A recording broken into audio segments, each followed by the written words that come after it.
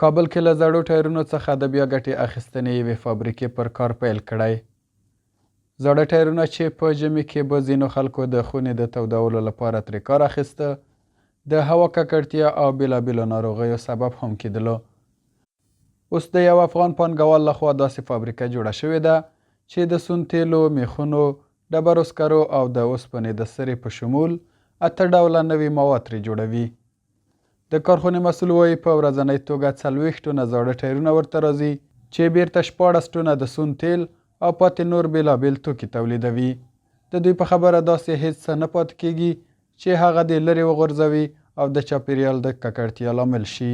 هر ورځ د موږ شرکت ته 40 ټنه زاړه ټایرونه راځي چې له 40 ټنو چې موږ الحمدلله 14 ټنه یوازې د سون تیل تولیدوو سي او په څنګ کې ورسره 9 ټنه 8 ټنه 9 ټن موږ زغال تولیدوو. دغه څنګ کې الحمدلله یو تر 3 ټنو 4 ټنو پورې موږ کوکه میخونه تولیدوو او په دغه شکل ټن 2 ټنه بینډینګ وایر تولیدوو سي. مطلب هیڅ شی موږ داسې شی نه لرو چې هغه موږ هوا ته پرېږدو، هغه ضایع سي. حتی هغه ګیس چې پاتې کېږي موږ یو قسم ګیس تولیدوو چې هغه واپس راځي. په دا پروسه کې به تاسې لیدلي په دې پروسه کې استفاده کېږي. دا په داسې حال کې ده چې څو کاله مخکې د ګاونډي هیوادونو څخه دغه توکي راواردېدل او د خلکو سره به یې د کیفیت په اړه ګڼې اندېښنې وې. د یادې کارخونې تخنیکي انجینران د خپل تولید په اړه ډاډ ورکوي چې د توکو کیفیت یې د سیمې له هیوادونو څخه لوړ دی.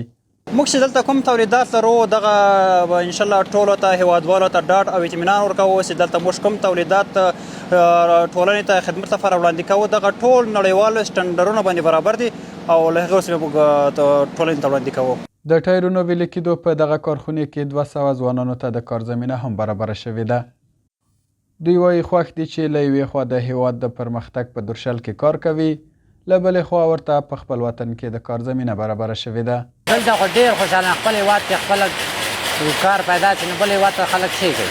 دلته خو ډېره زمانه برابره ده چې خپل کور ته جمعي تللی شو، هلته خو په میاشتو نه شي تللی. ډېر خوشحاله یو په خپل هیواد کې مو کار ده.